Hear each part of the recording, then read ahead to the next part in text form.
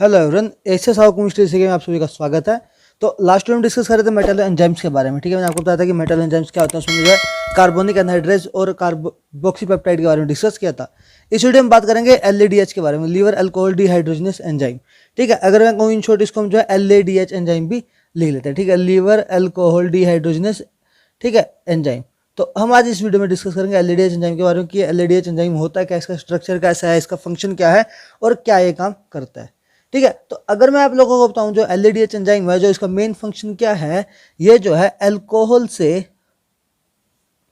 Aldehyde या फिर मैं बात करूं तो कीटोन बनाएगा। ठीक है, ये जो है अल्कोहल से एल्डिहाइड या फिर कीटोन बनाएगा। अगर जो अल्कोहल है वो प्राइमरी अल्कोहल है, ठीक है, प्राइमरी अल्कोहल से क्या बनेगा, एल्डिहाइड बनेगा। ठीक है, अगर मेरी अल्कोहल सेकेंडरी अल्कोहल है तो उससे क्या बनेगा, कीटोन। ठीक है, ये जो है इसका मेन फंक्शन है। तो ये करता है, it catalyse the conversion of primary alcohol to aldehyde and secondary alcohol to ketone. ठीक है, और ये यूज किसका करता है, ठीक है, मतलब अल्कोहल से एल्डिहाइड बना रहा है, उसमें यूज किसका करेगा, उसमें यूज करेगा NAD पॉजिटिव का। यहाँ पे यूज होगा NAD पॉजिटिव। अगर मैं NAD पॉजिटिव की बात करूँ तो NAD पॉजिटिव क्या है, निकोटिनामाइड एडिनिन डाइन्यूक्लियोटाइड। ठीक है, तो अगर मैं रिएक्शन लिखूँ कि यहाँ पे रिएक्शन क्या होता है, मान लेते हैं ये क्या है, CH3CH2OH, ये मैं मान लेता हूँ कोई भी मेरे पास प्राइमरी अल्कोहल है। ठीक है, तो इसमें क्या होता है, जब मतलब यहाँ पे अगर मान लो NAD प्लस प्रेजेंट है, ठीक है, यहाँ पे होता है NAD प्लस, ठीक है, निकोटिनामाइड एडेनिन डाइन्यूक्लियोटाइड पॉजिटिव होता है। ठीक है, तो ये क्या होता है, जब इसकी प्रेजेंस में CH3CH2OH क्या कन्वर्ट हो जाता है कि इसमें एल्डिहाइड में, CH3CH2 में। ठीक है, ये बना देता है, एल्डिहाइड बना देता है। और साथ में यहाँ पे क्या निकलता है, NADH।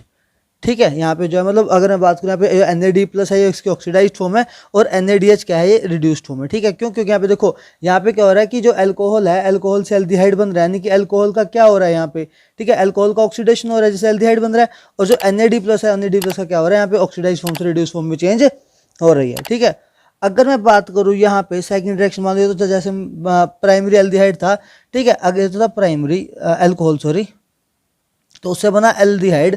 ठीक है, अगर मैं बात करूँ सेकेंडरी अल्कोहल हो कोई, ठीक है, जैसे कि मान लो CH3CCH3 यहाँ पे OHO, अरे कोई भी सेकेंडरी अल्कोहल हो, अगर इसमें जो है NAD प्लस प्रेजेंट हो, ठीक है, और यहाँ पे जो रिएक्शन होगी, रिएक्शन होने के बाद जो प्रोडक्ट बनेगा, ठीक है, वो क्या बनेगा, CH3C double bond O CH3, ये क्या बनेगा, कीटोन, और साथ में क्या बनेगा, NADH।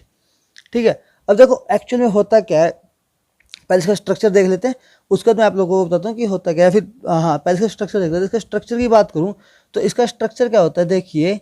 ठीक है, पहली बात तो इसमें भी जो है, जैसे हमने लास्ट दो बात की थी कार्बोनिक एनहाइड्रेज या फिर कार्बोक्सीपेप्टाइड के बारे में, ठीक है, वहाँ पे जो मेटल प्रेजेंट होता है, क्योंकि मेटल एंजाइम में तो वहाँ पे कोई मेटल प्रेजेंट होगा। तो अगर मैं इसके स्ट्रक्चर की बात करूँ, यहाँ पे जो मेटल प्रेजेंट होता है वो कहता है जिंक।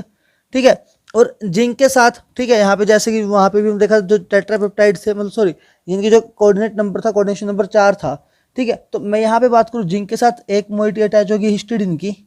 ठीक है, हिस्टिडीन में जो मतलब इमिडाजोल मोइटी होते हैं, वहाँ पे NC अटैच होगा। और यहाँ पे सेकेंडरी अटैच होता है सल्फर। सल्फर कहाँ से आता है, सिस्टीन से। यहाँ पे दो यूनिट्स क्या होती है, सल्फर से अटैच होती हैं।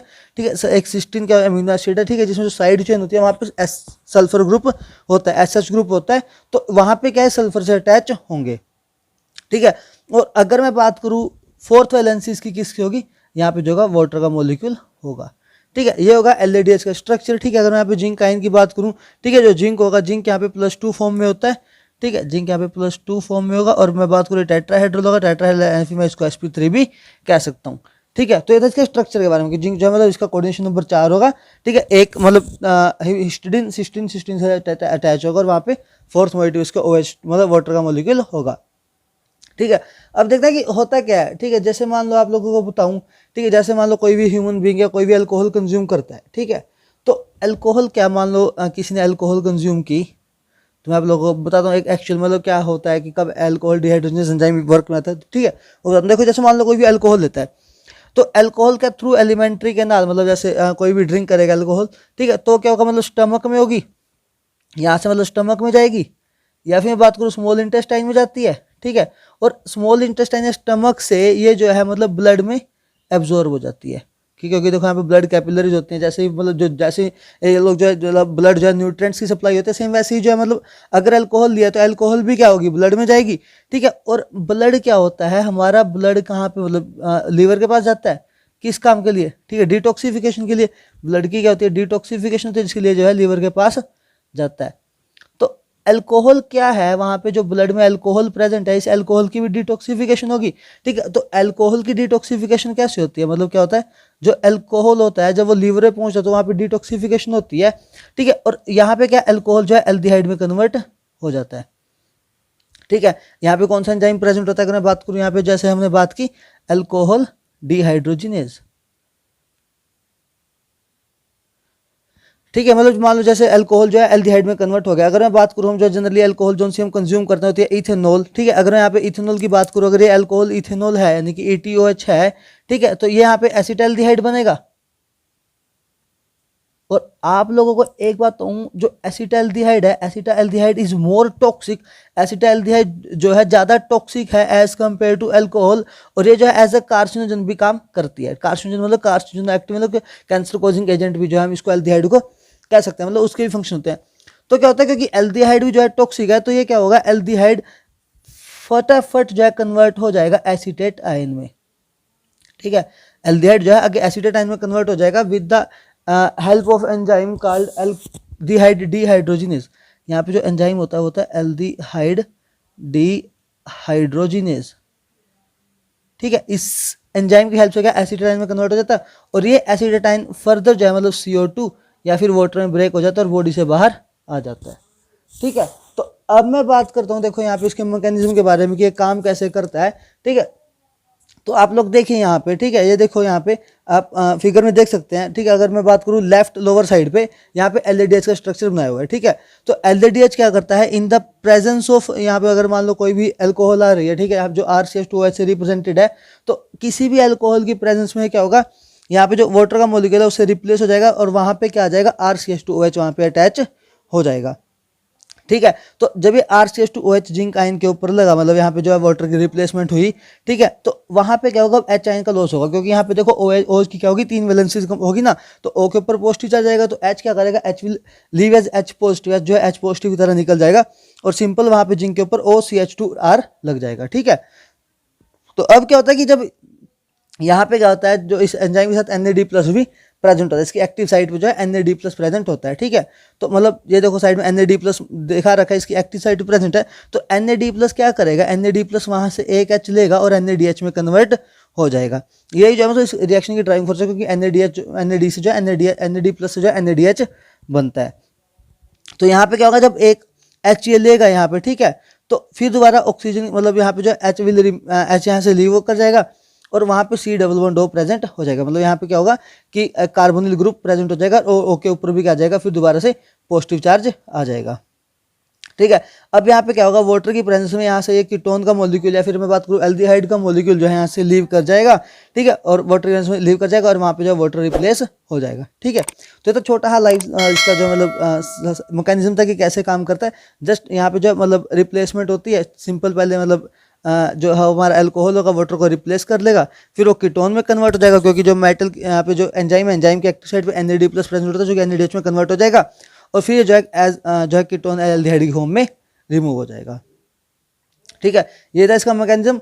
तो अब हम बात करते हैं कि देखो हमने जो है अब तक 2-3 एंजाइम्स के बारे में डिस्कस किया, जैसे कि हमने लास्ट वीडियो में डिस्कस किया था कार्बोनिक एनहाइड्रेज के बारे में, फिर बात करूँ कार्बोक्सीपेप्टाइडेज के बारे में।